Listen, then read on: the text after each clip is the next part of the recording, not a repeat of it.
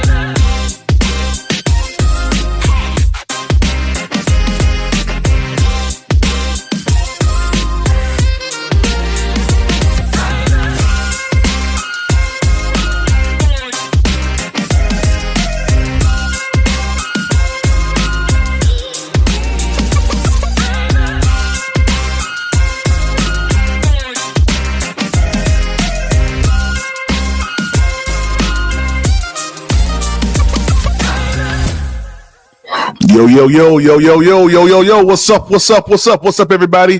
This is your host, Demetrius, with the PPP Panthers Prime Podcast. Good to see you guys, man. What's poppin'? What's going on, y'all? Yeah, welcome back. Yeah. Good to see y'all, man. Hey, man, we about to get into this, man. I'm really excited about this episode here. What's up, yo? What's good? What's up, Glenn White? What's up, man? What's popping with you, man? What's up, Glenn White? What's going on with you, man? Hey, we're gonna get into it, man. A lot of content right here about to be pulled out of this interview. I'm gonna tell you that right now. A lot of content. We about to get into this, man. About to get into this real quick. Yeah, a lot of content, man. A lot of content about to be pulled up out of this episode right here, man. I'm excited about it. T. Thompson, what's up, man?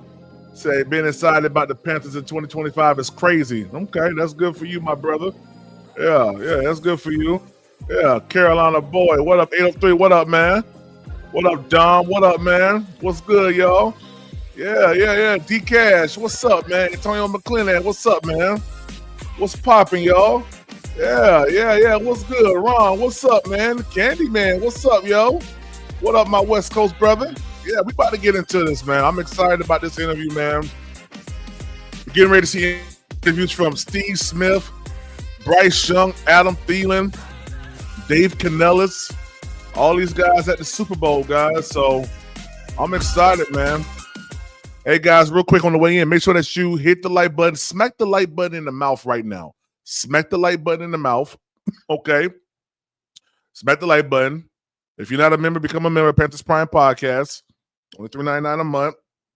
And, yeah, let's have a good time, man. You know, grab you a super sticker. Say inside of a super chat. I'm excited about this, man. This is going to be a lot of fun. I'm not going to lie to you, man. It's going to be a lot of fun.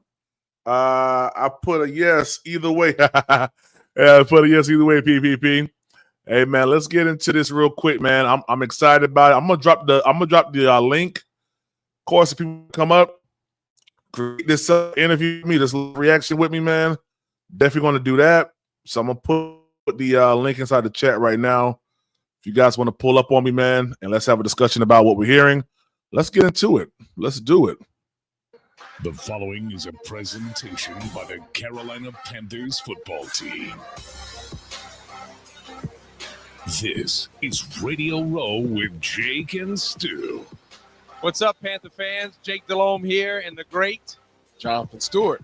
We're at Radio Row in New Orleans for, like Gronk says, Super Bowl LIX. Yeah. Or LIX. You ever saw that commercial? I've never seen that commercial. Awesome. Gronk at Super Bowl. I mean, he just plays his part perfect. But we're here. We're seeing everybody walk by. It's awesome, man. We're having a great time. It's like a reunion. It's like a reunion. You can start to feel the vibe. You know, it's getting closer to the game time. And let's hit on the game a little bit. Mm-hmm. So, the Panthers, we played both these teams. Yes, we did. And Kansas City had to beat us on a last-second field goal. Yeah. And then we had to go to Philadelphia. And they beat us at the end, and I'd like to think we might have gave them one. We had an opportunity to win. Yeah. What does that do confidence-wise for the Panthers going forward, knowing that, yeah, we're a team that didn't make the playoffs. Low country. What's up, yo? Holes to fill. I think 2 Super Bowl teams that. I think that gives them extreme confidence, right?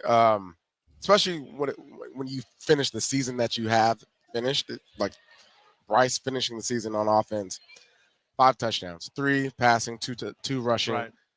Doing things that have never really been have never been done for the franchise. So having that momentum and then being in this moment, like being around the Super Bowl, we saw Bryce, and for him to be able to like channel the energy of this is what we're playing the game for, and these 2 teams we should have beat.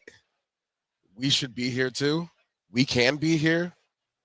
Like that's the momentum that you want, and that's what I'm feeding off of. That's where I'm going into the offseason, training my tail off, studying my tail off, getting with my guys, building this culture in the locker room with so much intentionality because of those 2 teams.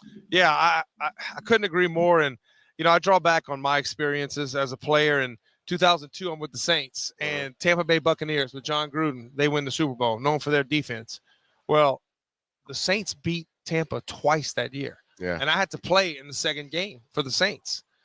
That's a confidence that you go in. So I go to Carolina the next year, and it's like, wait a minute, they're the Super Bowl champs, but I think we're more talented in Carolina than what I had in New Orleans, and we beat them. Oh, yeah. And that just kind of, I think that does wonders. But let's talk about the game a little bit. What's your thoughts on the game? What do you think going into the game? Who's your pick? I got to go with Philadelphia, and mainly because offensive line, Saquon Barkley. It's a given, and it's not rocket science. They've been running over people all season long. Defensive coordinators have been trying everything in the bag to stop Saquon Barkley, and they have not figured that out yet. And I don't think Spags is going to be able to figure that out either. The Chiefs have a great defense. Last 2 years, they've basically been winning games because of their defense, in my opinion, keeping them in the fold, not letting teams score. And so, yeah, he's going to try to defend one or the other. You can't defend both.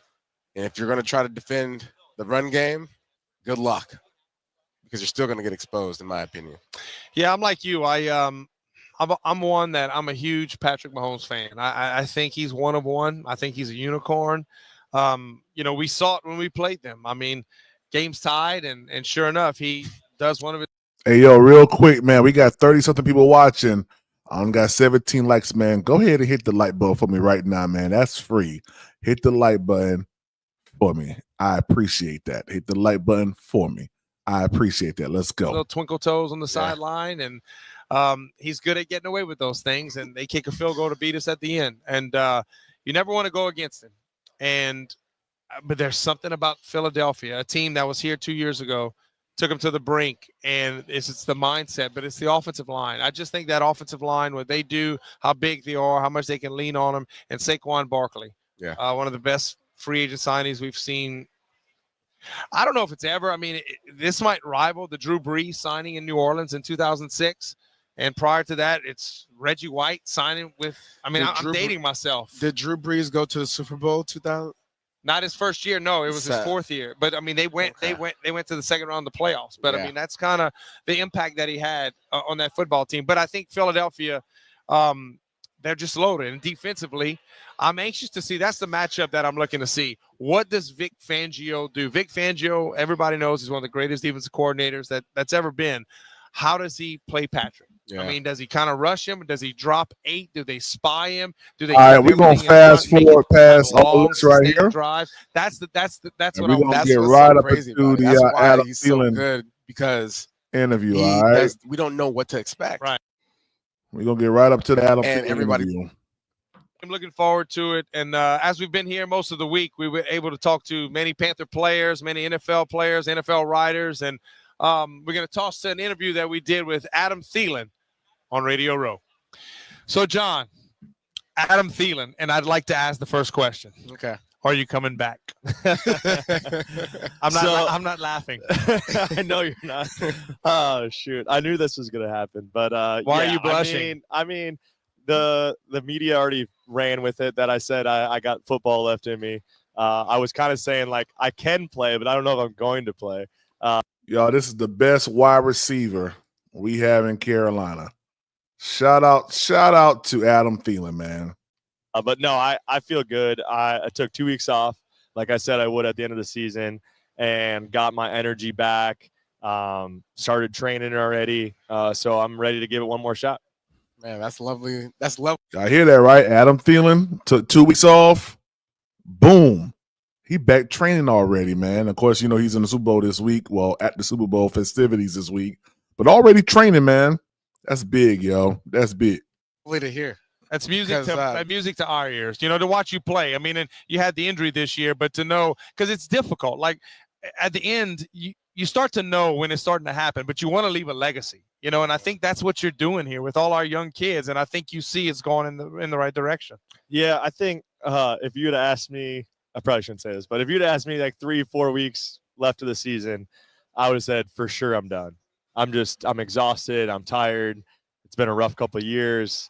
And I think I'm just done. And like I said, I took 2 weeks off, spent a ton of time with my family, and just kind of thought about how the end of the season went, the progression, the moves that the leadership in this organization are doing. That I'm really excited about. I'm really excited about Bryce and what he was able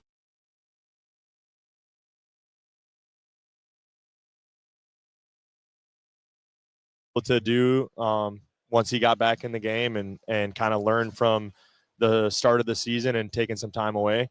So I'm really excited about this organization, where it's going. So it really kind of pushes me to say, why not give it one more shot? I've gotten through the tough times, the Right. lowest of lows, hopefully. And so excited about what the future holds for this organization. I want to be a part of it. Yeah, tell us about the gold that's in growth, right?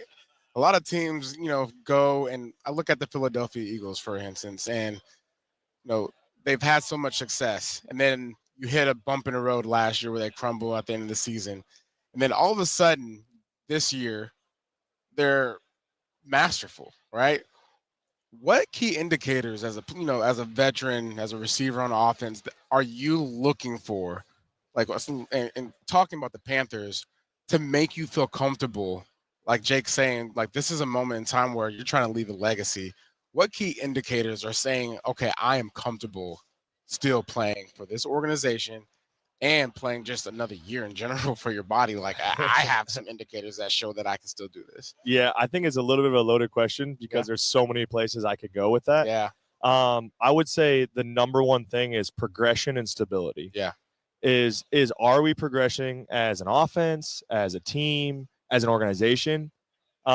Which I think we check all those boxes, as you saw towards the end of the year. Yeah.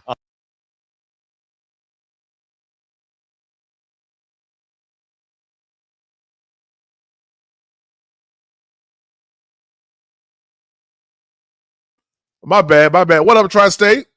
Yo. Yo. Hey man, I forgot I had it on mute, man. But y'all heard Adam Thielen just say, man, he checked off the box. Are we progressing? Yes, we're progressing, man. I love this. I love this interview so much, man. Facts. Not only that, right? Like, there's so many things that people don't see. Even us as players sometimes don't see that throughout the organization and leadership roles. Like, are we progressing there? Are we getting great leadership and leadership roles that are really important to the success of the team? 5 years ago, do you have that mindset? No, absolutely not. No, it's just interesting to hear. Like, he's seeing it. You're seeing everything now.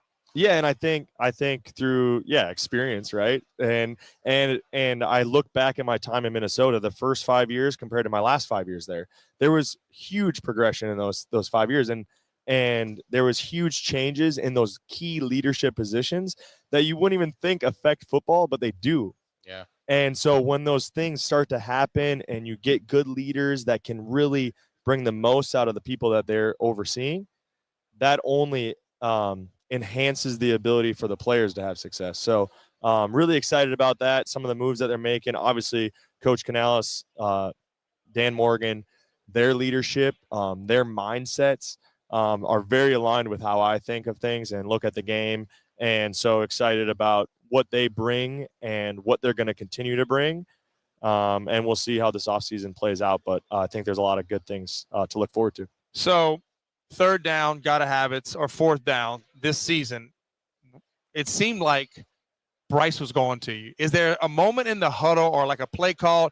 Does he give you that look? Because I'm going to be honest, like, we're in the huddle sometimes, but way back when, in the play we call, I'm looking at Steve or Moose, and I'm calling the play, and I'm giving that nod like, hey, I don't care what it says. I'm going to you. Has that happened yet, or is that still – I mean, Bryce he's only in year 2, but, like, has that happened? Because we both know that happens. So I love that you asked that question because it makes me think of Bryce's progression. All right. Because I don't think last year, beginning of this year, that happened. I think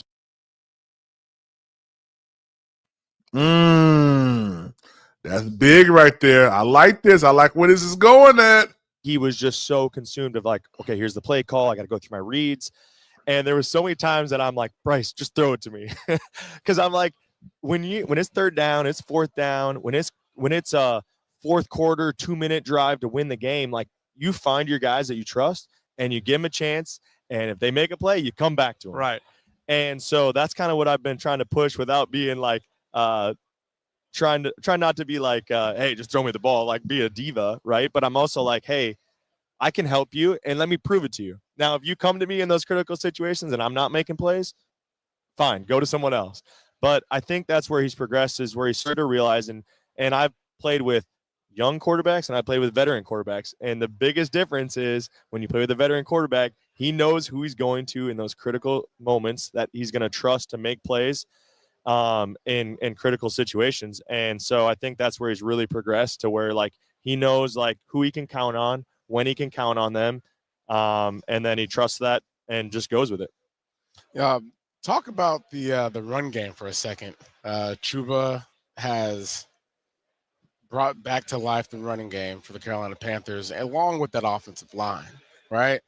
Robert Hunt. Give me something about this guy, because he seems like a guy that I would just want to hang out with, eat with, like just be around, because I'm like a bodyguard almost, and not just a bodyguard, maybe just he's your life person. That's what he seems like, just the energy that he brings to that locker room. I would imagine that you would like him a lot as a running back. You know, that mindset of I'm probably gonna run towards that guy. Yeah. And then the coolest thing about Rob is his passion and his energy for the game. There were so many times where Chuba would break a run and you see him back there dancing, like celebrating. I'm like, that's the energy and the mindset we need, and that we haven't had in the last 2 years here. Because so many times that guys get consumed, like, I just got to do my job and I got to do it well. But we forget that this is like the game that we've been playing since we were 5 years old. Kids, man. And we were just in the backyard playing it for fun. You remember Kedrick Vincent? Same way. I was thinking that. But you know what? I'm listening to him talk and I'm watching you talk. And I swear I'm talking to Ricky Prohl. Oh. Because, like, I would look at Ricky, my first year starting forever in the NFL we go to the Super Bowl. So I had 6 years of experience, right? But I was still young. Mm-hmm. But I can remember looking across the huddle, and I swear I'm looking at you, and Ricky Prohl would look at me. I'm calling the play, and he'd have one eye closed. But it was, I had a sense of calm when I saw him, you know, and I think that's what he brings. That's what Hunt brings. And that is so valued that people don't realize, these young guys that are kind of worked up, and wow.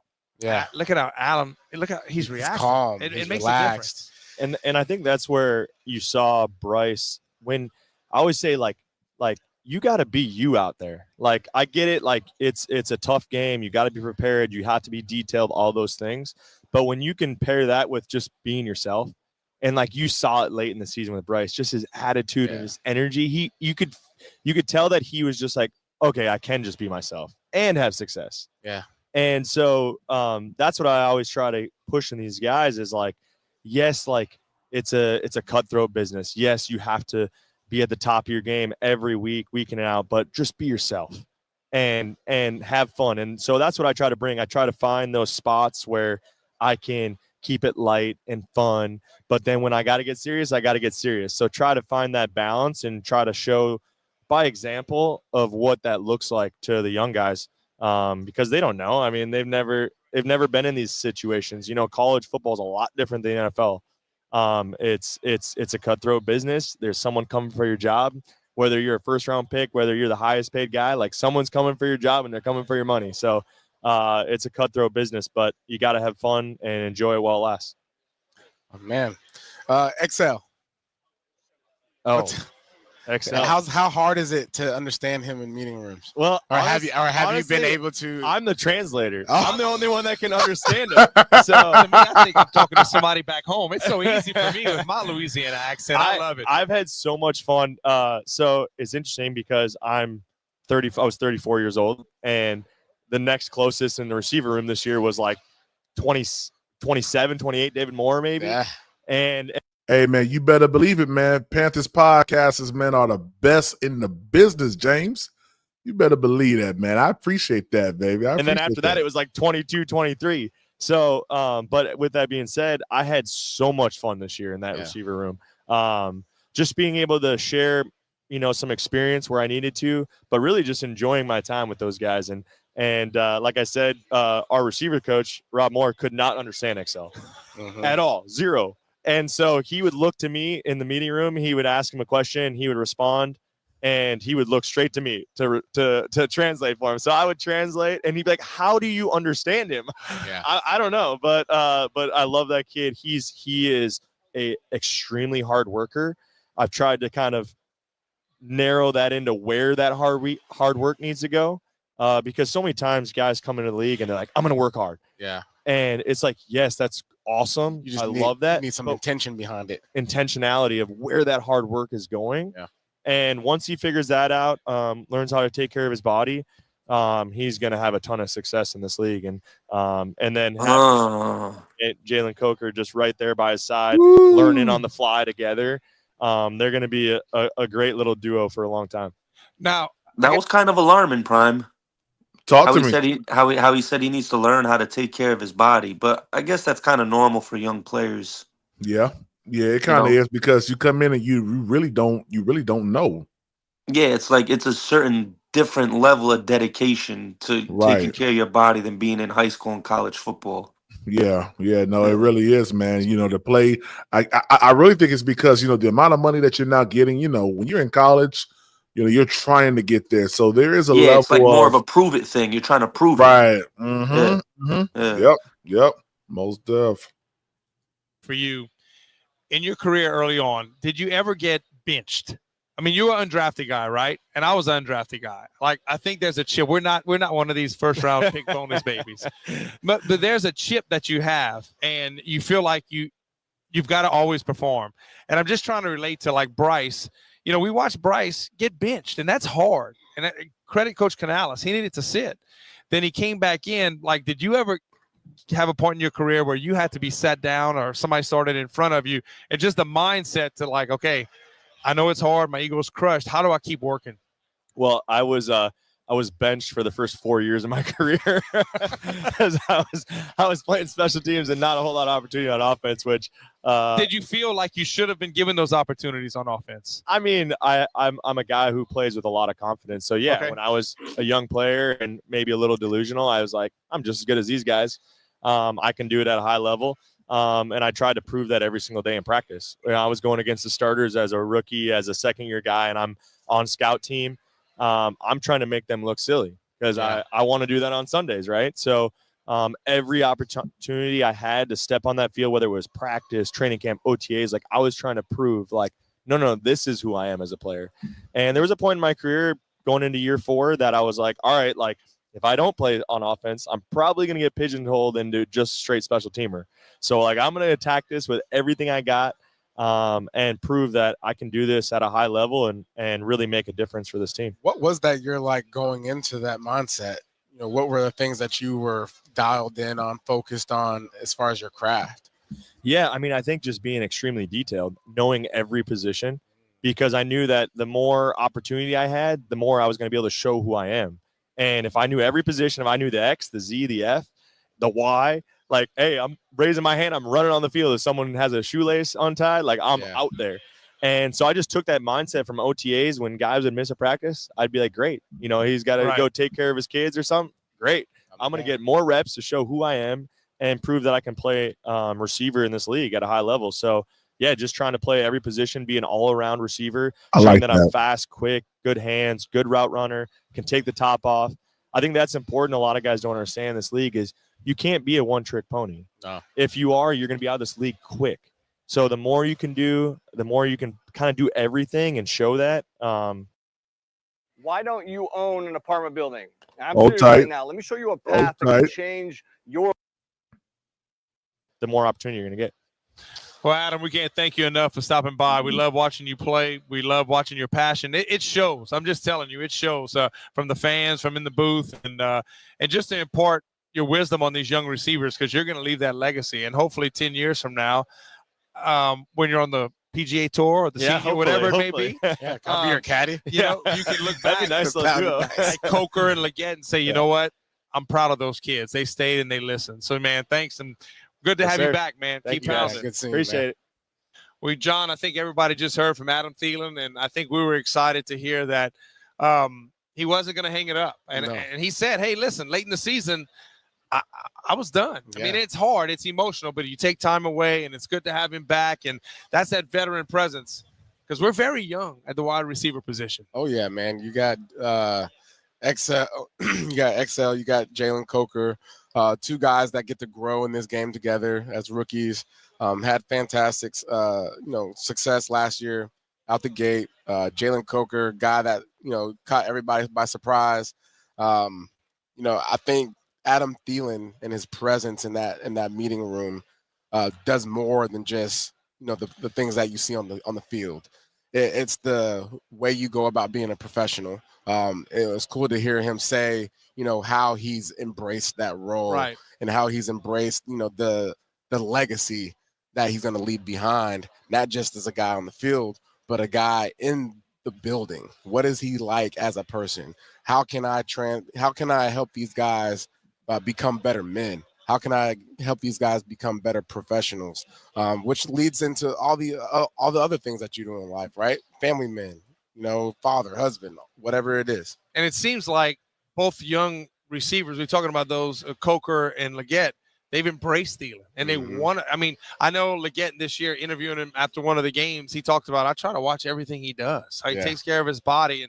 And that's something that I think you learn after your first year. Okay, the NFL is very different. I might need to lose a couple of pounds. I might need to get stronger, releases, things of that nature. And then you look at the other pass catchers. David Moore was just under a one-year contract. He's one like – there might be some more pieces tight end wise. We only have one under contract with JT Sanders, who really and truly was thrust into action. Yeah. And he's one that he had an injury at one point in the season, but was able to come back, but he showed some flashes. Another one that, we're going to have to add some more pieces to this team. Yeah, I would love to see some speed. Some more. You can never go wrong with speed. Stretch the defense out and create more running lanes.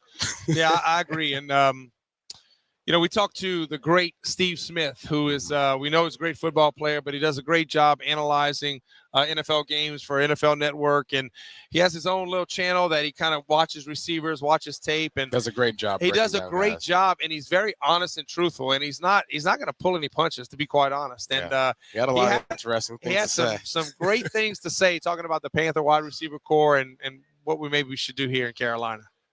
We have the great Steve Smith. It's always an honor. It's always a boy, this is about to be interesting. Pleasure. One of my favorite human beings in the world. That's what he said about the last guest. No. I one of my favorite human beings in the world. And, now analyst, NFL Network. Am I really an analyst? I think you are. I think you do a great job. Some people don't, but direct deposit never gets the. But do you care? So here's that is a good question. That's a great question. I used to not care, but I really cared. Now, I just like doing my job. Yeah, you enjoying it. Hardest part of your job, the transition. What was the hardest part? Not cursing. Okay. I had trouble asking. Like, we do the radio, right? And so we get a player after the game and the coach to ask a question. I was always asked the question. Yeah. I didn't have to ask the question. No. I had trouble. Like at first, I'm like, wait a minute, I got to ask a question. Yeah. So, and not asking dumb questions. There is definitely such thing. Not the softball. Yeah. Here's the softball answer. The biggest part that I've struggled with is not being lazy with my words in regards to he can't play or they lost. Hey, stupid. Tell them why. And so a lot of times I say the why in my brain before I speak. And that's really helped me talk. And then I've slowed down my speech just because if I don't, the way my tongue is, I'll mispronounce words. I slow myself down when I'm doing television. And it's really helped me. So that's the other part. I got a question. I got an answer, hopefully. Why was 89 so great? Oh, I thought you were about to say, well, I got the number. Why was I so great? Mm-hmm. Why was 89 great? The number? Which one? Why were you? I feel like this is an egotistical question. No. This feels like it. No, this is me saying that Steve Smith, number 89, Carolina Panthers, Cali boy, GOAT. Why was Steve Smith? Because I practice and I play with fear. I believe. Fear of what? I believed that the life that I was experiencing in the NFL was a daydream, and one day someone was going to pinch me to wake me up, and I realized I really wasn't experiencing it. So I never really sat down or slowed down to really enjoy my career. I was so driven about hitting this number, hitting that number, making this catch, drop past here, not doing this, not doing that. And Jake knew, like, if I didn't catch the football when he threw a good ball, I mean, I'll be irritated. Mm-hmm. So I had to learn how to figure out the mental aspect. I would clap. Boy, that's the Jake catch right knew- there. Man, that he catch knew in that if I playoff got game, too man, I excited, lost my look at mind when he caught that. because I'm right-handed, but I'm left-hand dominant, so I wear my watch on my right hand. And I would on my right hand, if you look at pictures, I always had a wristband. His And heart it rate. was my heart rate monitor. Yeah, I remember that. And he'd be looking, calm down. Hey, look, if you're in the home service business, if you're a Hold home tight. service business Hold owner, tight. and you're tired, Smitty maybe looks even more sick, yoked now than when he was a player, bro. I Like know, his bro. He I arms would know. are lock bigger. up. He'd go into a full-body lockup. Yeah. I sent him to the locker room. We were playing the San Francisco 49ers. I couldn't call the play in the huddle because his cornerback questioned his manhood. So he's across from me, and he's talking to himself. Ain't nobody going to question me about it. And I can't call the play. Nobody can hear it. And Steve, ain't nobody's going to whatever. And I did, hey. And he looked at me, and I did, settle down. And he just gave me a look. We run the play. He tries to kill this cornerback, and it's right before half. We get back in the huddle, and he's fuming. And I look. I said, "What?" I said, "What is it?" And he looked at it. He goes, "It's high." I said, "Go get an IV." He left the huddle and ran straight into the locker room to get an IV. He was about ready to go into a full body cramp. That's it. Now that I got y'all here, Yeah. both of y'all, do you remember Uh-oh. the play? We're all in the huddle. Steve looks at you. We had a draw. We had a play where we had either a draw or it was going to be a smoke. Okay. Forget what the play call was. But Steve gets in the huddle. He's like, "Hey, throw me the ball." It was when I was playing. I should have remembered because he when I tell you he rarely did that. I will give him credit. He wasn't this diva receiver like you see It now. was only They pout. but it was only because we ran this play, I think, twice in a row. All right. Because we love to run the draw, Yeah, right? Yeah, we did. It would be fourth down, and we'll try to go for it on the draw, and we convert. Right. We did that. But this particular play, you threw the smoke. He took it off to the house. I was like, because we were talking about it, I had the wrong game. I was hoping that you would be able to figure this out. It was a home game. Okay. It was on their sideline. Maybe it was the Arizona Cardinals. I thought you would have better recall. I usually have a really good recall. I got a recall of the Arizona Cardinals game. We're going against the Arizona Cardinals. First play of the game. Oh yes, a reverse. Blah blah blah blah. No, it was not a reverse. It was ghost. It was ghost, which means fake reverse. Fake reverse. Which also meant there was an opportunity for me to kind of get warmed up a little bit because we would warm up, then you settle down, pray, come out of the locker room, blah blah blah, your anthem, and you kind of get cold. So I was using that to kind of get my juices flowing. I go in motion, and they say a ghost, meaning he's not giving it to me. I hear Jay go, take it. First play of the game, Arizona Cardinals. He's supposed Adrian. Adrian Wilson. No, it was Darnell Dockett. One of them came scot-free, and I'm about to hand it. He's about to hand it to D'Angelo. Either you or D'Angelo, and It was D'Angelo. He said, take it. And I'm going, why is he telling me to take what? No. I don't want it. Hands it to me. I get tackled for a loss. Not as much of a loss had I But handed it to D'Angelo gets it. D'Angelo looks in the huddle. Thanks. We go in the huddle and said, thanks. How did I help any of us? There was about to be a huge blow. It didn't get blown up. No, that's one thing that I will say, and I've told this to many people because everybody wants to know, well, what was Steve Smith like? How mean was he? I'm like, y'all don't understand. I truly never. And you played with him a couple of years after I got released. We're on the same team. He did not play with me. I'm sorry, but I mean, I wasn't there. Steve never complained for the football. He never said, throw it to me. He was never that way. Now, if I missed him, he'd come back to the huddle, and the only thing he would say was, hey. It was, hey. And I just had to Tighten look. up. And he would do just like this. He kind of cock his head like, I missed him. I was like, I didn't see you. Tighten up. And he just got a nod like, okay. And I'd be the same thing. Hey, did I have you? I couldn't see well. And he was great about, he and Moose both were great about, no. Or let's go back to that. You know, that's the thing that he didn't cry like some of these. They don't catch a pass. It's accountability. It's accountability, though. That's what I love about him, because one of the things that hey, you know who they talking about, right? They talking about old boy that was in Buffalo that went to what's his name?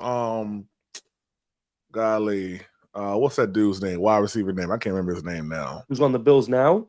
No. Went to the Bills from the Bills to the Texans. Oh, Stephon Diggs. Yeah. They talking about Diggs, bro. They gotta be talking about Diggs. Because one of the things that you always did, it was subtle. It would be, hey, don't be tiptoeing. It was just basically a solid reminder to run the ball. Right. If we're gonna call the ball and we're not throwing it, at least run hard. Because I'm gonna be out there trying to block. Yes. And if you ain't gonna be running hard, why am I gonna throw my body on the line? And if you're not gonna be over here, like, but I really appreciated that about you, because the accountability measure from day one, it was consistent. Because Smitty showed up to practice, didn't stretch, but he practiced his ass off. Right? I stretched. No, you didn't stretch. I did stretch. No. I would do my stretch. No, his stretch was, yo, y'all good? Take a knee, get some water. So I want to. But I was fully clothed though in practice. Yes. I want to hit some Panther stuff, but I got one more Steve Smith story, and I will go to my grave as this story. 2005. Okay. Steve Smith. God dang, who was that? I'm sorry, y'all. I'm sorry. 2005. Okay. Steve Smith, after the 03 season, we go to the Super Bowl. He's in year. Okay? Who was that? Steve Who was Smith, that? After the 03 season, we go to 2005. You got the paddy wagon. Steve Smith, after the 03. Man, let me tell you something, boy. Okay. Shut the whole interview down. Steve Smith, after the 03 season, we go to the Super Bowl. He's in year 3, breakout year, right? Everybody knew him as the kick punt returner. Well, he became the dominant receiver in the NFL in 03. Signs a big contract, open up the season. We play Green Bay Monday night, breaks an ankle, third or fourth quarter, done for the year. So Moose gets every single pass thrown to him that year, signs a big deal with Chicago. So we're back in 05. We're playing, it's mid-October. And you have to understand the chip or the boulder that he has on this shoulder and that shoulder. Yeah. It's large, and that's what made him who he is. So we get to the facility, and he was an early bird. I was an early bird. Ricky Pro was an early bird, and Chris Mangum. There was no doubt. So our game plans on Wednesday, our playbooks are put on the desk, on our chairs. And I got it the night before, facts back then, right? I got the facts, and so I had an idea. So sure enough, Steve, I walk in, and he's just dominating the league.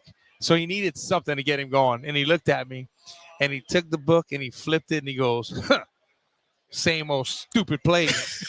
And he just looks at me. And I said, and Ricky Pro sitting, and I said, Steve, what? So who's leading the league in catches? Me? Ain't tight. Everybody trying to get some money. Ain't tight. I said, who's leading the league in yards? And he just stares at me. He goes, me. I said, who's leading the league in touchdowns? Ricky Pro starts dying laughing. Steve looks at me and goes, screw you. And he took off and he walked away.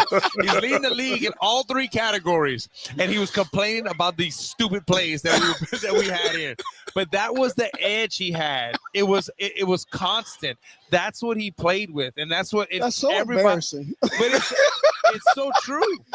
I mean, I never forget. At 45 and sitting down going, oh. Yeah, that's exactly what he did. But that's what made you. That's you, what though. made Steve Steve. If you wouldn't Doesn't sound like a compliment. but It was so great. That's what made Steve Steve. But the constant edge, the constant, on the search for like, how do we get better? But see, hold on though. And today, Steve understands that's a very unhealthy place to be. Hey, real quick, man. Shout out to my boy JR for that big time cash app, man. I'm sorry, man. I'm a little bit late on it. Shout out to you for that big time cash app, man. I appreciate you for that, yo. Because constantly always on the edge, never really understanding, never ever looking and seeing the forest through the trees. And understanding that, like, this is a pretty neat job that I get to do. This isn't a job I'll do for the rest of my life. This is just a job that I will experience to help me get a little bit of a head start on life, a financial bumper to be able to decide what I want to do for the remainder of my days.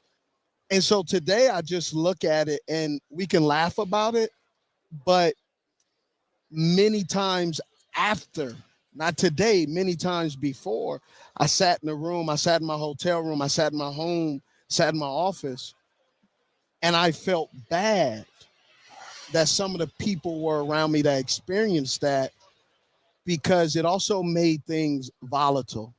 It made things tough on them because they knew where my heart was, but they couldn't trust where my attitude was, how I would project my voice or some of that stuff. And so I do believe that there are things that, like, I know I regret in saying, in doing it, because I know I could have did it in a better way.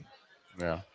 I can't take it back, but it allows me to really sit in that and I go, man, and make sure now, like when we all do sit around and we all do hang out, like we were hanging out in Germany, and Stewie's like, who's this Smitty? Right? Because so everybody's getting drinks, and I like fruity drinks, but the word I use is refreshing. Yeah. Refreshers. Give me an umbrella any day. I love it. On the island. Vacation. And so, but it's a place where I've had to evolve to get there, to be okay with being okay. That's a good way. I like it. It's a blessing to have hindsight, to be able to like live to where you can have this, moment where you look back and say, man, XYZ worked out, but it could have been different. Because because that's what you're able to, pass on to the next legacy. Yeah. You know what I'm saying? So I'm gonna shift gears, talk about the Panthers right now. Okay. You watch this, right? The Panthers. The truth or the lie? The lie. Both. Which one first? Lie. No, I don't. Because you're working. Yes. I have to pay attention to all 32 teams. Yeah. That's the lie. The truth. Unfortunately, yes. So. And I say unfortunately because you'll see my answer. I want to hear the answer. Here's the thing that I run into people all the time, and they talk about things that they believe they know about the Carolina Panthers, because some people have all 22 and they live in their mom's basement. Sorry, I said it that way. And so Hey.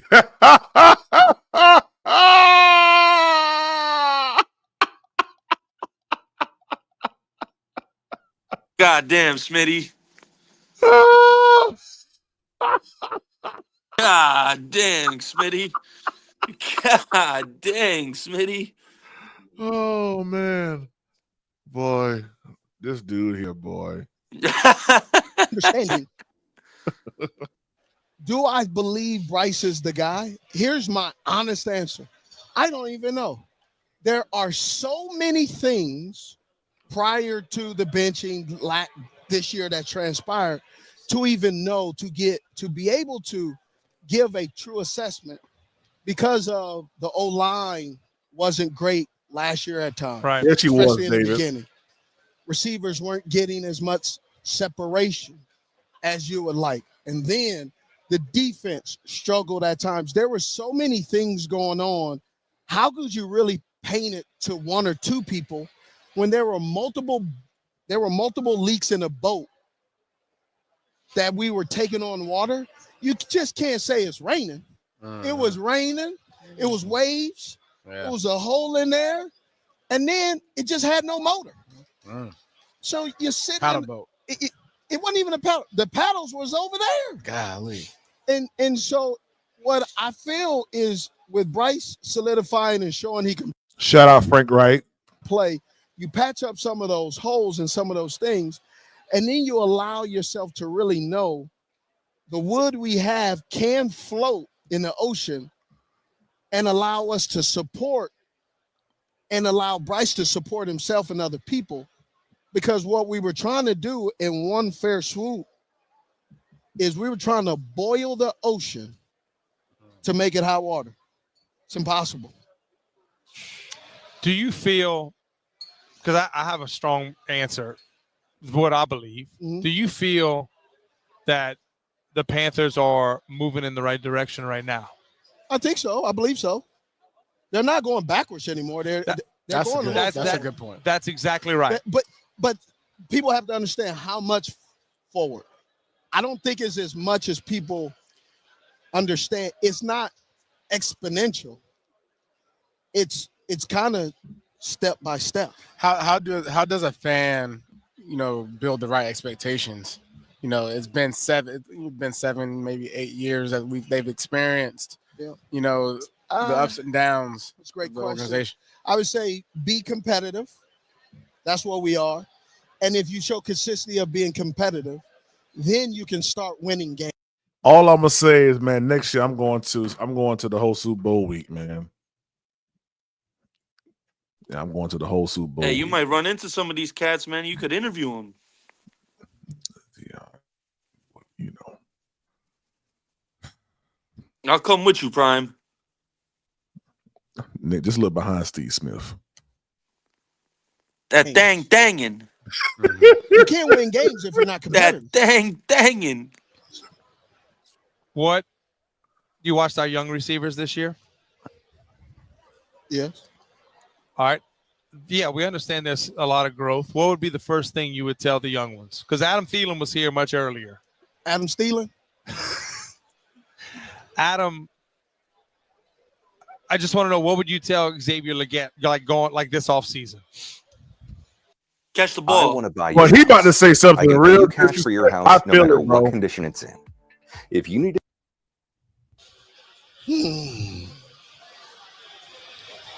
How many catches did you have as a rookie? I didn't play. Big difference. Okay. I wasn't a first-round draft pick with unrealistic expectations put on me. Okay. God. This is a complicated answer for me. Damn, so what he's saying, pause it real quick. So what he basically just said was that Panther fans put unrealistic expectations on Xavier Leggett. That's basically what he just said. Is it Panther? Well, the question was about fans, right? Yeah. Well, Yeah. it really goes by what they told us. Well, you know what, Smitty? Patrick Surtain just won Defensive Player of the Year, and the only person who caught a touchdown on him was Xavier Leggett. Food for thought. Yeah. Prime said, "Yeah, bump him anyways." Steve Smith. I like his play on the field, bro, but this dude is straight up. Yeah. You know what he is, Nick. He not sugarcoating nothing, bro. He don't not- sugarcoat nothing. He not, bro, but he ain't the type of person that you want to be like, man, my dog died. He'd be like, so He'll be what? like, shit, just go get another one. Yeah.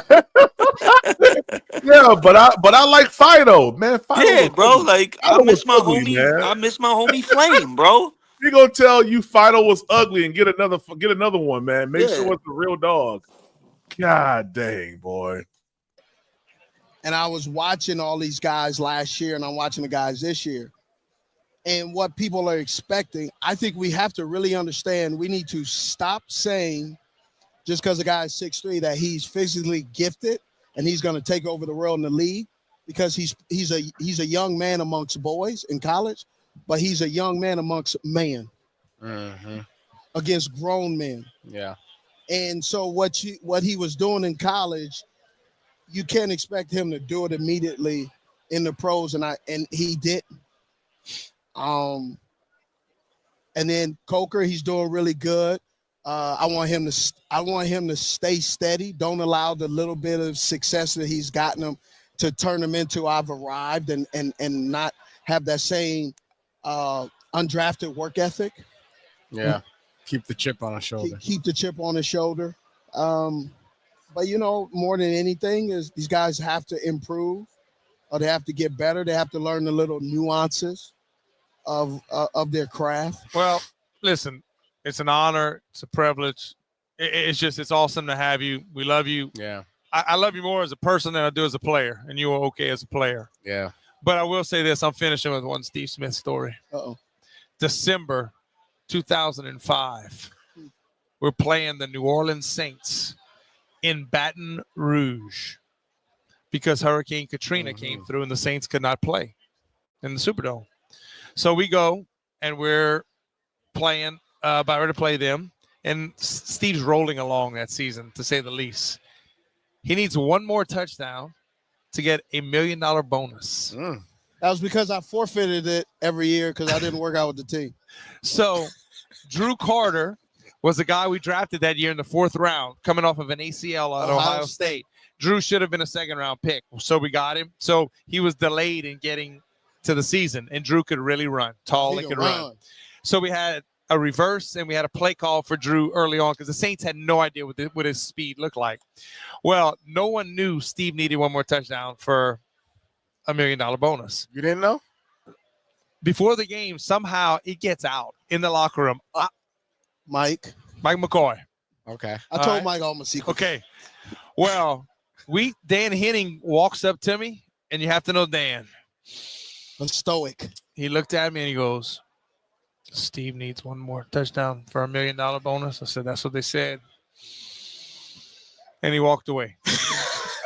Then he came and he goes, and when we got in the fringe, we had a reverse going to Drew Carter. He came back to me. He goes, when we call the reverse, we're switching Drew and Steve. I said, you got it. Sure enough, we get down there, first drive of the game. I fake it, and I hand off to Steve on the reverse. Darren, Howard, the defensive end for the Saints, is scot-free.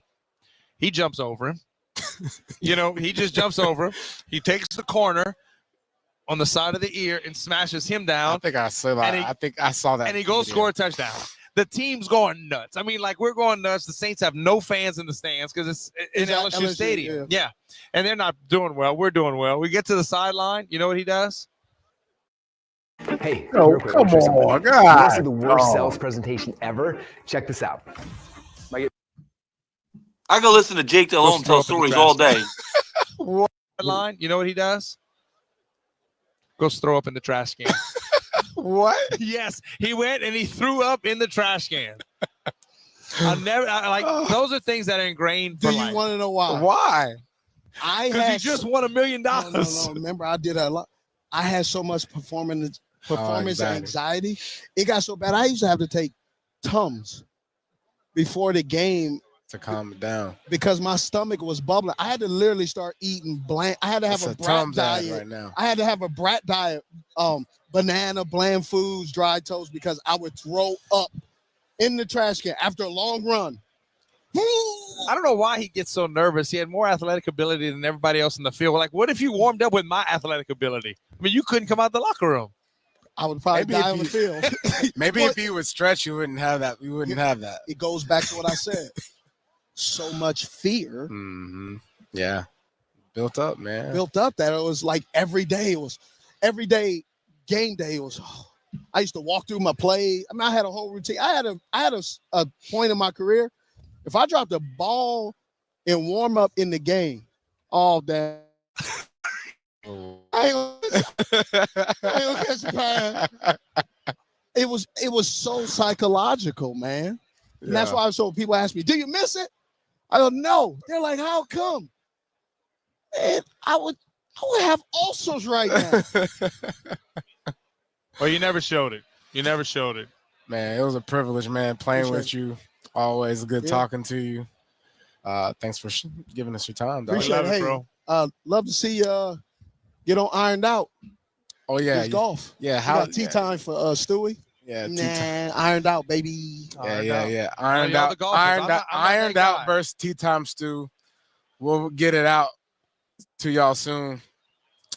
We already know who the better golfer is. I don't either. It's Adam Thielen. Okay, Adam Thielen is okay. He was here earlier, and hey, what's your handicap? 0. Yeah, he's pretty good. Okay, yeah, that boy, bad man. But let some editing go. Adam ain't gonna beat me.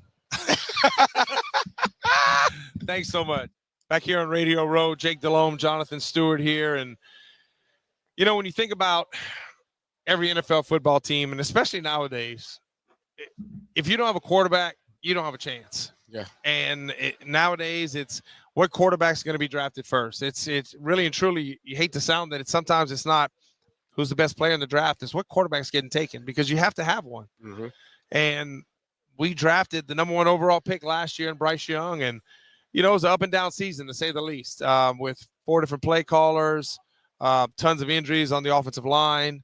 Dan Morgan comes in as a general manager. Dave Canales, he's known as a quarterback whisperer.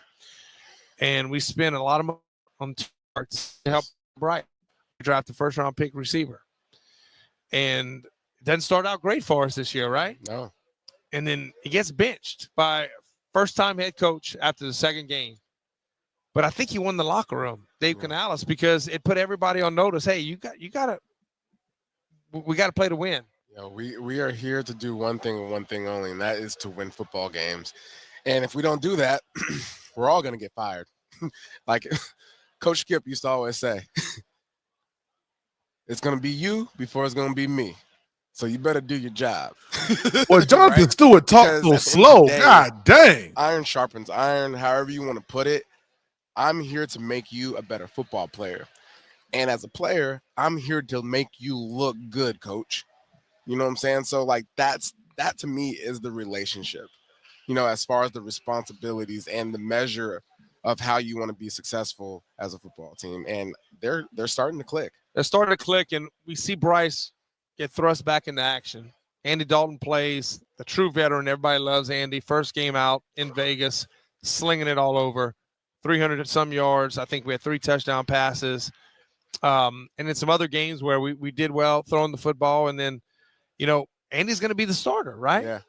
And then, thank goodness nobody got hurt. There's a car wreck, and then Bryce gets put back into action. And he plays well, for a few games. We get a couple of wins, and then all of a sudden he just becomes a different football player. It's like the game slowed down. Everything was in fast forward, and it started to slow down for him. And I think the thing that maybe I was most, happy with calling games is that, we played a couple of good games. You have Philly, you have Kansas City and Philly. Bryce showed up, and then we played Dallas, and that's a clunker. We had a clunker, right? But we come back and we answer. We play Arizona and we answer. We beat them in overtime, running, throwing. Chuba getting his redemption, scoring in overtime. But Bryce running with the football, using his legs. Then we go to Tampa, and that's kind of a rough game for us. I thought that was Bryce played sneaky okay in Tampa. I think we let him down on the receiving end, in my opinion. Yeah. And then we go to Atlanta, and it was slow motion. It was Bryce was on fire. You alluded to it, the 3 touchdown passes, 2 of them running. He gave the Steph Curry no look. Yeah. That's confidence. That's what it screamed. That screamed confidence. Have you ever thrown a no look pass?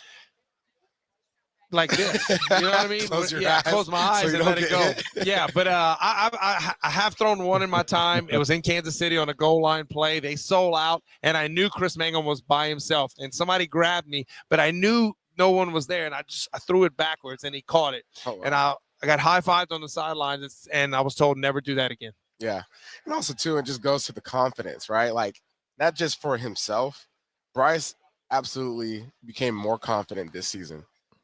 But being more confident in the guys that's around him. Right.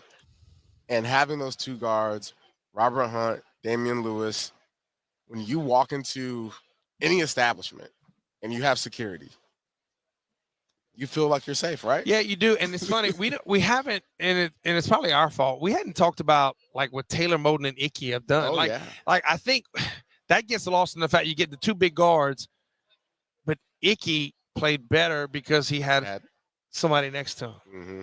Timo, we know what he is, but I just think that it elevated everyone's play and the confidence level. Yeah, and then on the receiving end, right? So, yeah, it helps your running game, but for the receivers now, I don't have to rush my route.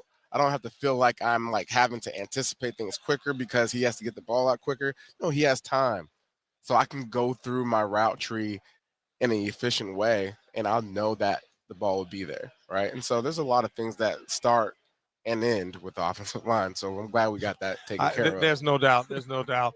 So as we continue here at Radio Row, we're going to toss the break. But when we come back from break, we're going to have Steve Weiss, longtime NFL reporter, give us his take on Bryce Young and the Panthers, and also a nice conversation with our QB1, Bryce Young. Obviously not the season that we really wanted. However, I do feel like, we're making a lot of progress. We go into next year believing we can play with anybody. It's 5 guys that have to be on the same page in order to have success. Your life is literally in their hands. Let's go. One bad play can really just change the whole game. Better be ready to work. Jamala, man. No, you don't. There you go. Here come Goody. A little bit more tempo before I kick you. Here we go. It's a wall with wheels. I love playing for him. But you got to keep pushing. Great wall of Carolina. Got a ring to it. I like it. Why don't you own apartment buildings? Seriously, why don't you own these big apartment buildings? From 9 years old all the way up until that point, I never wanted a game to finish faster than that game. Trevin Wallace said it. That was Alabama, Bryce.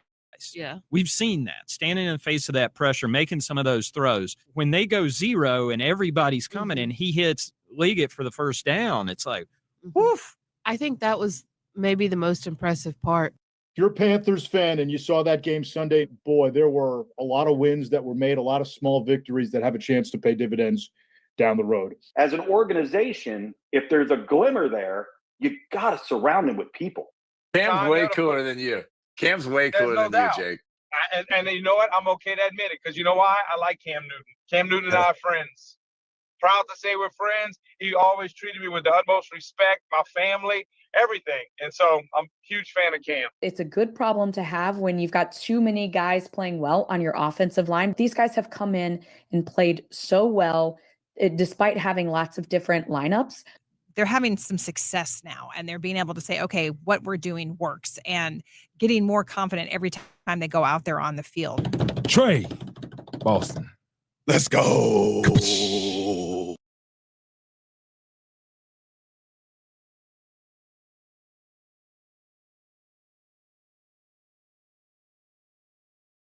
You saw how excited he was in his press conference. I think he's just fun. He's smiling. He's filled with so much happiness. It makes me happy that he enjoys playing the game of football and he enjoys being here, and he's so excited to be part of the Panthers. All right, keep pounding his last. We'll finish with that. Ritter Hammerman. It wasn't the W-E. It's a V. Vitter. Oh, for V? Vitter Hammerman. Listen, on our teams, you never had the opportunity to come to a training camp practice where you didn't hear me and Cam Newton going at it. It ultimately made me a better player, and I know for a fact that it made him a better player. Year 2 is just like, wow, the ability for me to potentially be on Car Talk is here. It's coaches having juice. Like, Dave Canales has juice. He has bulletproof coffee. That's what he told me. A little bit more than juice. It's the whole shebang. You know what? That does not surprise me. To be honest with you, they shouldn't even put them in the conversation. Oh,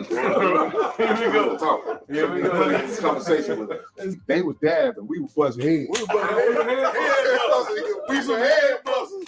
We were knocking head out. We some head busters. We end the season right now. Young is under center. Here's the snap. Sanders up the middle, charging for the end zone. Touchdown, Carolina. Yeah.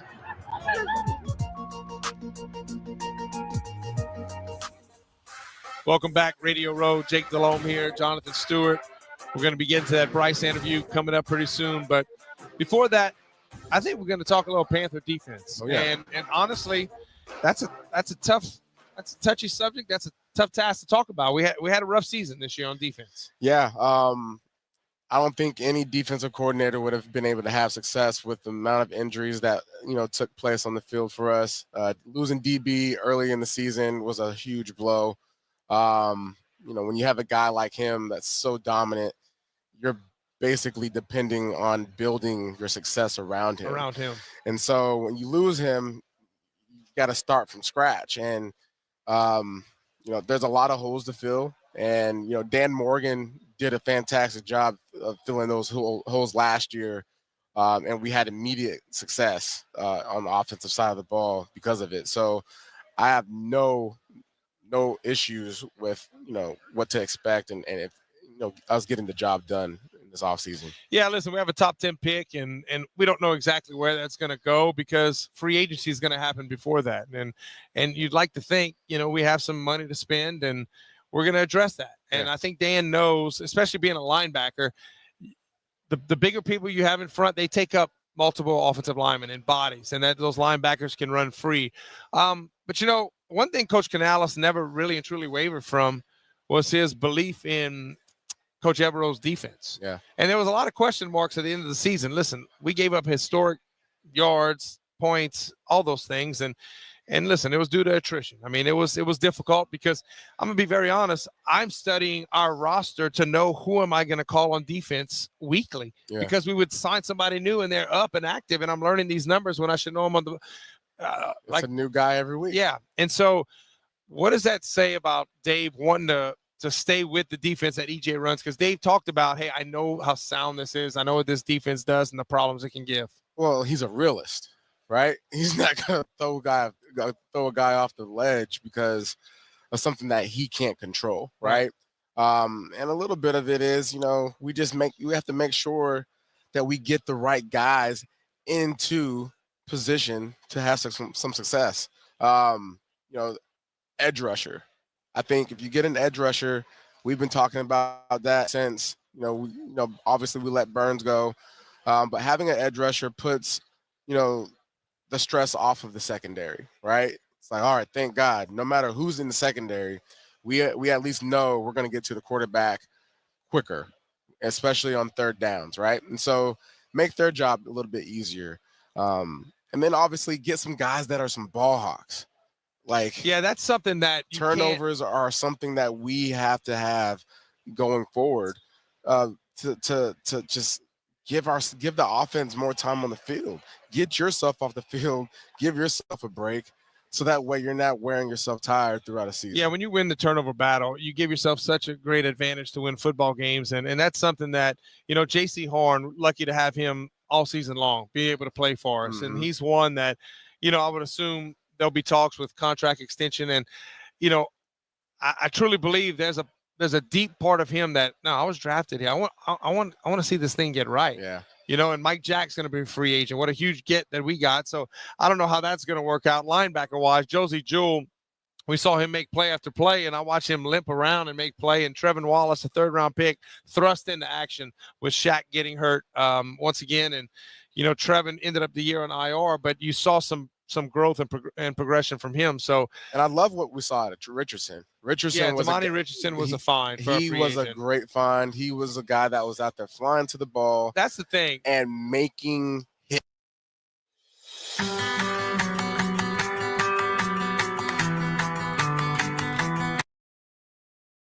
hits. Yeah. Having hits, like being around the ball is great, but making hits, tackle, wrap up the fundamentals, right? The things that you want out of your players, so that way you find success. No, I think that's exactly right. And look, we signed DJ Wanham, and nobody wants to go through his story. Is remarkable what he had to go through in the offseason with the complications from surgery. And we saw, I believe it was I think the Giants game was his first game back this year, late in the latter part of the season. And we saw the pass rush kind of got a little better when he got in. It's kind of crazy how that works. Yeah. And then I just look at Derek Brown. if he was a free agent, that's the number one free agent on the market. Oh, yeah. And we get him back. Yeah. And this guy is a problem. And we could add some pieces to it via draft, via free agency, and add pieces all along the defense, because we still need to continue to build up this roster. It's one that we're getting there, but Dan knows that, hey, I just got to continue to build it inside out. I think that's one of the keys to the NFL. Yeah, John, I'm anxious to see how this offseason turns out for us and what we address and what happens. It's going to be fun. So right now we're going to toss it to Steve Weich, NFL reporter, on his thoughts on the Panthers and Bryce Young. Jonathan and I have been so lucky. We've had a ton of great guests, and this is one. He's one that I love. Steve Weich, his work that he's done in the NFL for years has been outstanding. I love it. I just like guys that they know football, and he knows history, and he doesn't get too high, too low. It just seems like you have just a great constant vision of what can be and what will be. That's what people said about you when you played quarterback. I don't know about that. I was kind of not too high, too low. I'd get high and low. He's a firecracker. Thank you. Well, thank you for having me, man. Yeah. Great being here. I'm glad you're here. So, look, let's get right to it. We want to talk about the Panthers. We're going to hit on the Panthers a good bit. And listen, I think if you look at from the September to December, shocking. I saw Bryce Young play in New Orleans right down the road here, and I saw a kid that struggled, that the game didn't come – the game was too fast. Right. Then I saw the following week against the Chargers, and I saw a kid, somebody that wasn't happy. Like, I've been there. At the end of my career, I knew I couldn't do it anymore. And there was this edge that I had, and I just knew I couldn't do it. And then he gets benched, and then I watched somebody come back and make some decent strides, and all of a sudden, it's just exploded. It's insane. I'll never forget is maybe his second or third start back when he came back from the benching. And I was talking to Vance Joseph, the DC in Denver. And they had just played Carolina, and all he wanted to talk about was Bryce. I called to talk about something else. And he's like, he made every right check, every right throw. If you want to learn how to edit really well from professional Hollywood editors, we're going to show you the stuff that nobody else is teaching. I'm talking about real creative skills, like how you can use music. The ball was on the money. He played with unbelievable confidence and gave us. Now hold on. Now, listen. Something else, and he's like, I kept telling y'all that Denver game was something was just different in that Denver game, and I don't understand why many other people, podcasters and stuff like that, couldn't see just how good Bryce Young played in that Denver game. I mean, I'm not just saying this just for my health. I hope that this shows that maybe we need to get a little bit stronger in what we see. You know what I mean? And a little bit more on how we evaluate, production.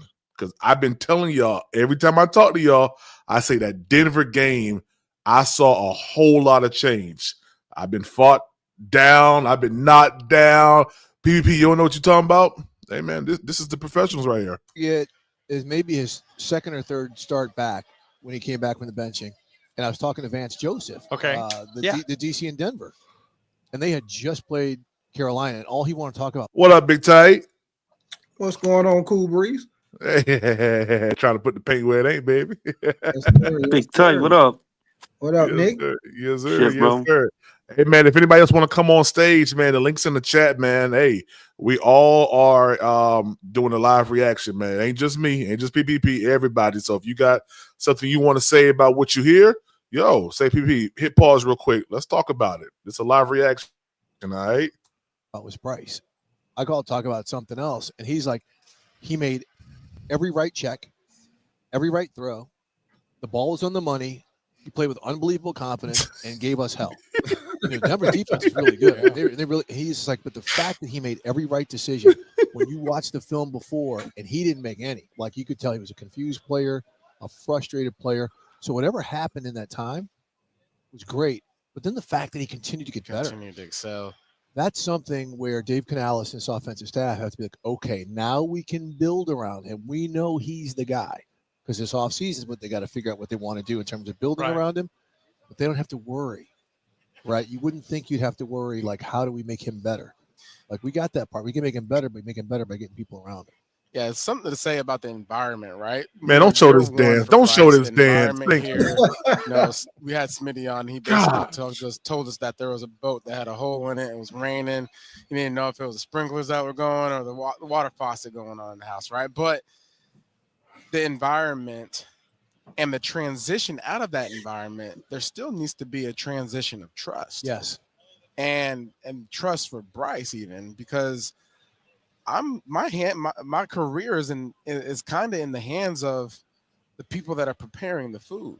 You know what I'm saying? The coaching staff, the organization, getting the right people in there. Talk to us, from your perspective, have you seen this happen? What were those things that were missing from year one for Bryce and year two that he gained? And you guys know this, especially you at quarterback. You hear all down goes Frank Reich. When you hear people talk about Jalen Hurts and Patrick Mahomes, we trust him, and he trusts his teammates, right? That trust is a valuable thing. I'm glad you said that because I don't think we talk about that enough. If players, as you guys know, if you don't trust something, like I don't know if it's really going to be what we want. I think the growth we saw, and again, it happened after the benching. Year one was just a catastrophe for the whole organization.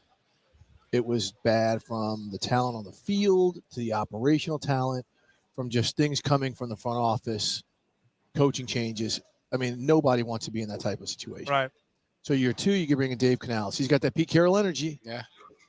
Right. Incredible leader. Everyone you talk about, he was the constant with those Seattle teams when he went down to Tampa Bay. Like his energy, you got that guy every day. So you get consistency from him is excellent. Whatever was going on with Bryce, I don't know. Because it just was not happening early. He wasn't seeing the field. He didn't look like the confident guy we saw at Alabama. Right. Comes over from that bench and new start. Went, took a shower, got the clean clothes on, let's go. So that made everybody else feel a little bit better. Get matched today with the tax expert who's just right for your situation. Damn, bro, what the hell? Is it an ad every 5 minutes? Bro, every 5 minutes, yo. Let me do an ad. Shout out Candy Girl, man. Hey, guys, if y'all rocking with the chat, God dang. It's every 5 minutes. Shoot. Yeah, they getting them ads in. Yeah. Shout out Candy Girl, man. Guys, if y'all enjoying the content, man, if you guys, rocking with the channel, man, want to support the channel, Cash App, Venmo is the way to go. Super chat, super stickers. If you got something you want to say that's important, man, become a member of Panthers Prime Podcast, only $3.99 a month, man. Moderator wrenches are only $15 to the Cash App. Put mod inside the description with your YouTube name.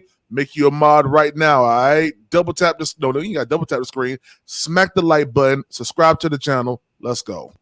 Hey, PPP. We got that run game pick. Yep. Hey, I need to holler at you, man. Yeah. We'll do it after this. That's cool.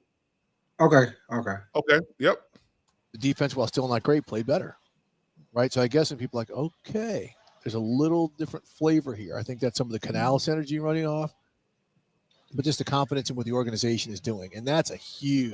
Will we learn as a society or as NFL fans that, it's hard for these young kids to come in and have success right away. Sometimes, we need to give them time. Will we learn from that ever again?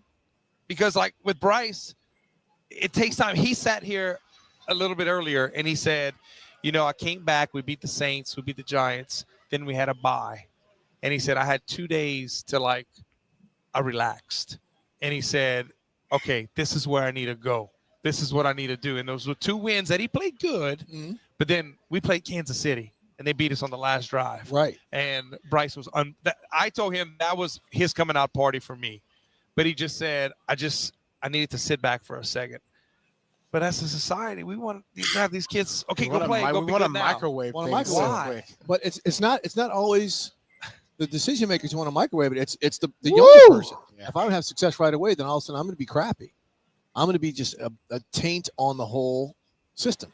So, and it's weird because we saw C.J. Stroud come out, have a great rookie year in an organization that was in shambles, right? Change the head coach, get some players in there, turns it around. The right head coach. The right head coach. All right. Oh. Some snag. Oh. What he just the said? right head coach. Right.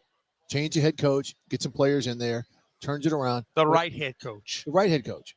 All right. But then year 2, there's some snags. Like, how are you going to continue to grow? Right. So in terms of giving guys patience, it's tough. Why? Because Drake May came out. He played well this year on a bad team. Caleb Williams, okay, up and down. Is he going to have patience? And was supposed to be a great situation. Yes, they're going to have patience with him. But, they went out, they got a new head coach to fix him. So I think it depends on the circumstance and your environment. And the one thing, and you guys have been around this long enough, some organizations don't know themselves. Right? They think like, okay, the way we've been doing is great, even though we're changing coaches every 3 or 4 years. Other organizations like, woo, Washington, to get a new owner, we got to get a culture builder. I think the Raiders hiring a Pete Carroll is going to help that organization. It's going to help them tremendously. He's a big-time culture builder. So they've recognized something. Some organizations don't get it. Okay, so, all right, you say that just kind of just like you slap me in the face. Carolina, young organization still, right? So second year NFC Championship game, led by who? The defense, Kevin Green, Sam Mills, all that bunch, right? Right.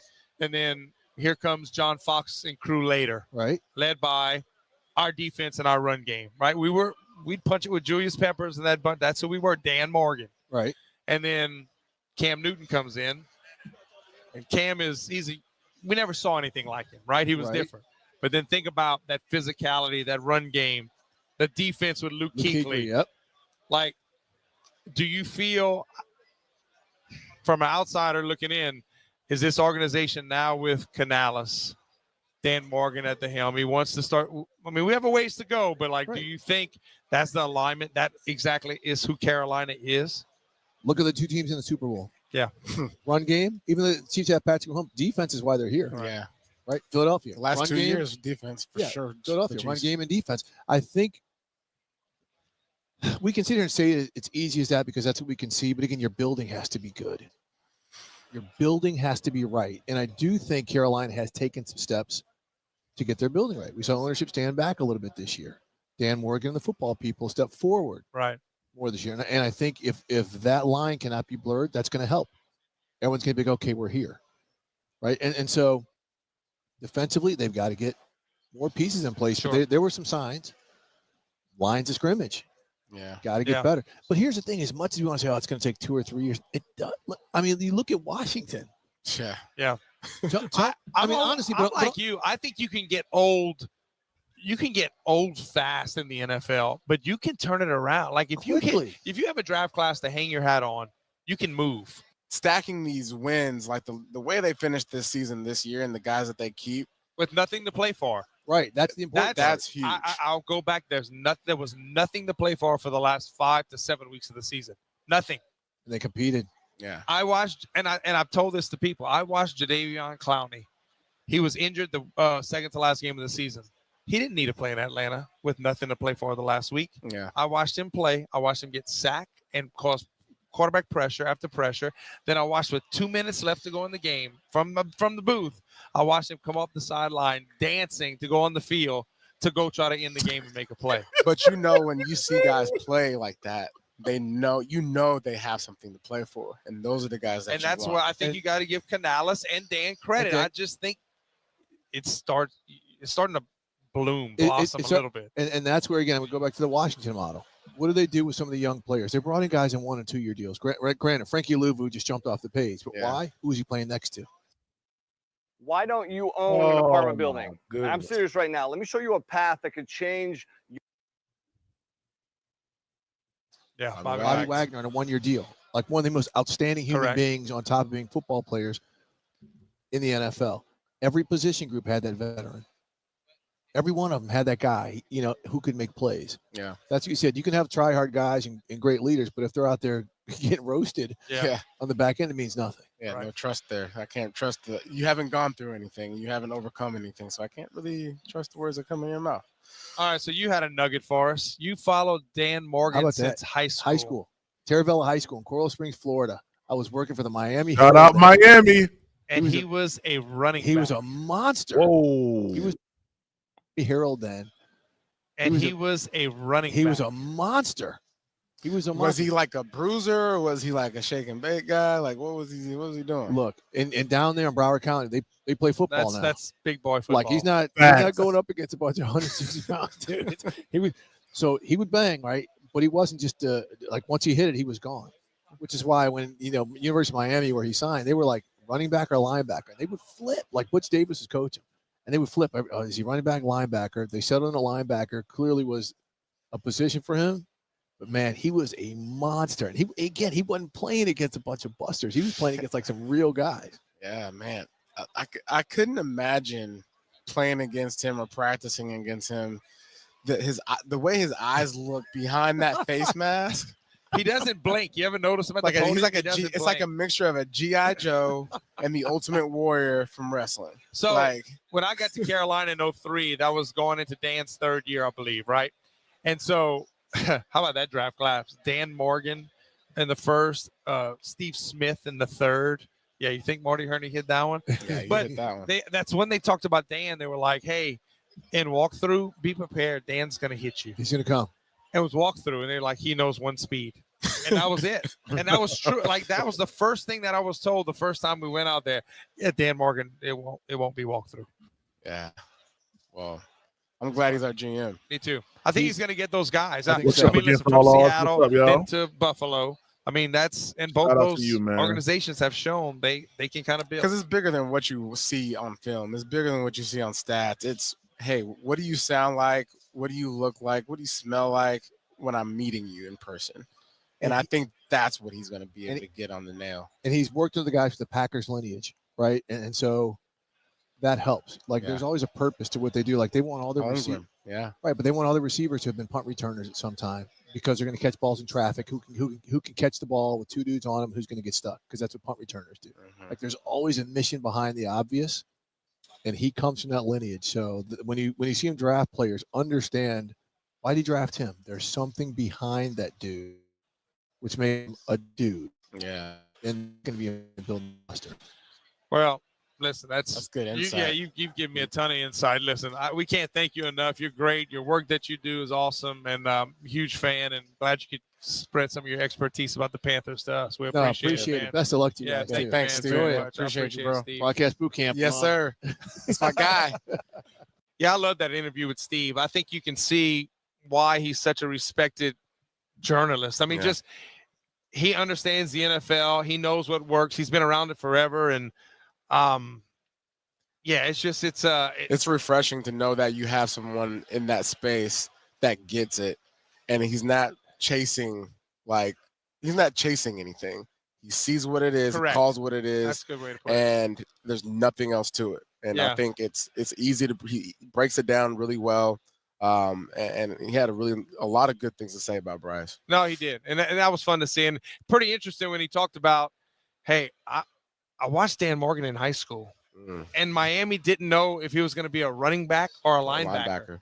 Well, just think about that. Yeah, Miami, they might have produced a decent linebacker or two. Yeah, and they might have produced a decent running back or two, and they don't know where to play him. I just goes to kind of show you what kind of athlete Dan was, and so, his first year as the general manager, and we all heard the press conference, right? I want dogs. And what does he mean by that? I want guys that love football.